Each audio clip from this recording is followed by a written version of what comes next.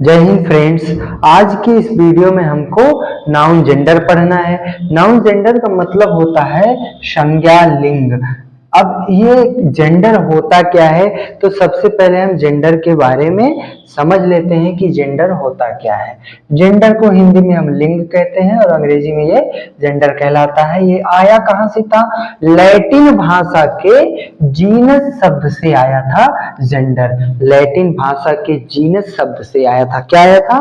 Gender आया था। और इसका अर्थ क्या होता है, इसकी मीनिंग क्या होगी? बड़ा वर्ग। जीनस का क्या अर्थ होता है? बड़ा वर्ग। इसी से बनकर के आया हमारा जेंडर अंग्रेजी में। और जेंडर का अर्थ होता है लिंग। मतलब जो नाउन है आपका वह स्त्रीलिंग है, पुल्लिंग है, यानी कि स्त्री जाति का है या पुरुष जाति का है या दोनों है। दोनों का मतलब ये होता है ऐसे शब्द जिससे स्त्री और पुरुष दोनों जाति का बोध हो, ऐसे शब्द।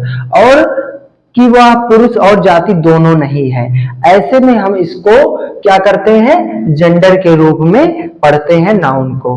तो जेंडर आप देखेंगे जब अंग्रेजी भाषा में, तो ये आपका 4 प्रकार का मिलेगा। जेंडर कितने होते हैं?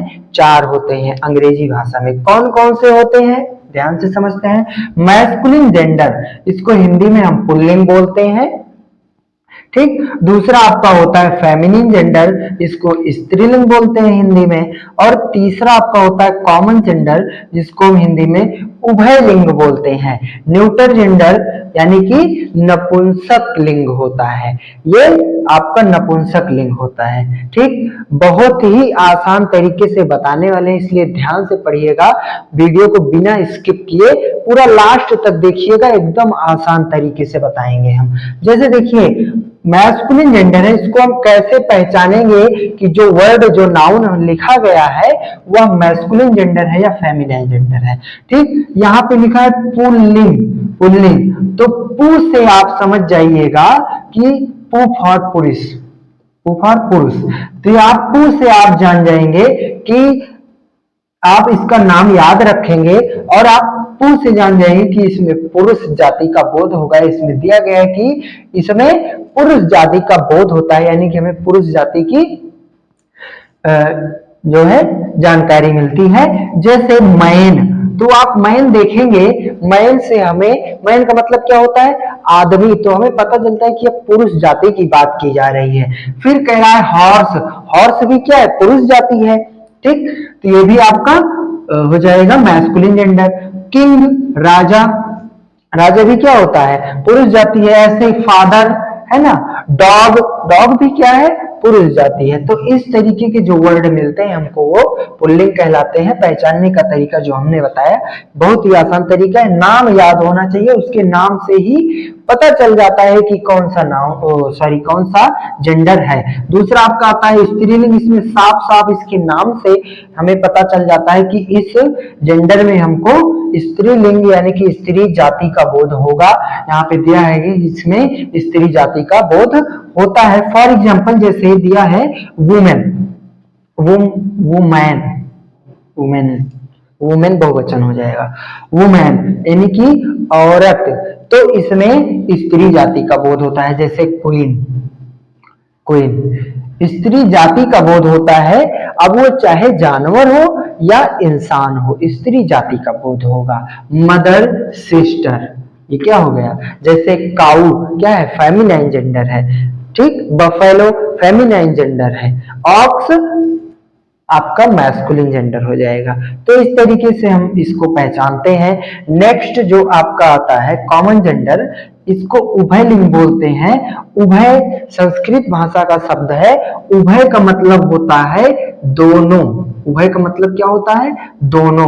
तो उभय से याद रखेंगे कि जो आपका कॉमन नाउन होगा इसमें स्त्री और जाति स्त्री जाति और पुरुष जाति दोनों का बोध होगा। ऐसे शब्द हमको मिलेंगे जिससे हमें यह पता चलेगा कि इसमें जो है स्त्री जाति और पुरुष दोनों इन्वॉल्व हैं। जैसे चाइल्ड, चाइल्ड मीन्स क्या होता है? बच्चा।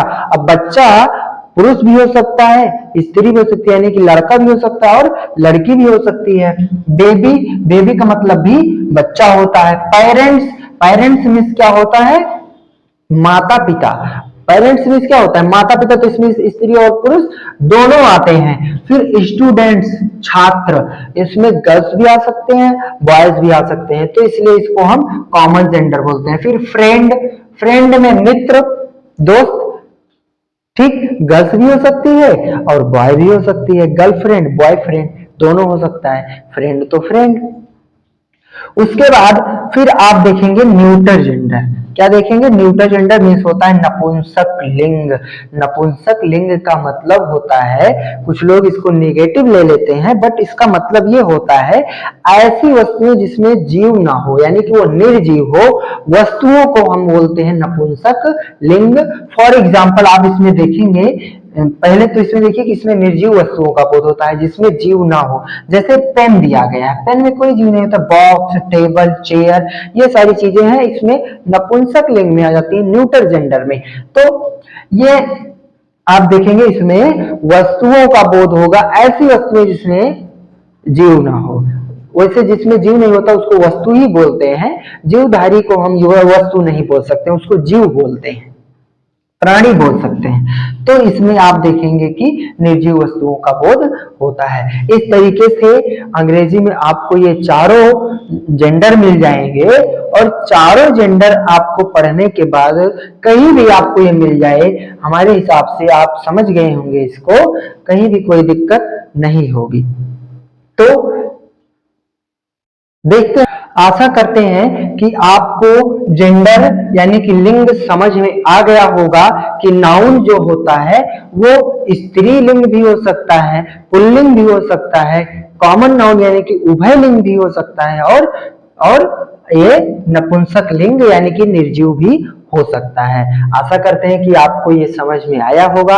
आज की वीडियो में हम इतना ही रहने देते हैं, क्योंकि ज्यादा जब बताने लगते हैं तो वीडियो थोड़ा सा लंबा हो जाता है, इसलिए छोटे छोटे वीडियो बनाते हैं ताकि समझ में आए और आपको देखने में बोरिंग भी ना हो। तो आज के लिए इतना ही रहने देते हैं, मिलते हैं नेक्स्ट वीडियो में। किस टॉपिक के साथ मिलेंगे ये भी बता दे रहे हैं कि हम पुल्लिंग से स्त्रीलिंग बनाना सीखेंगे नेक्स्ट वीडियो में। तब तक के लिए जय हिंद साथियों।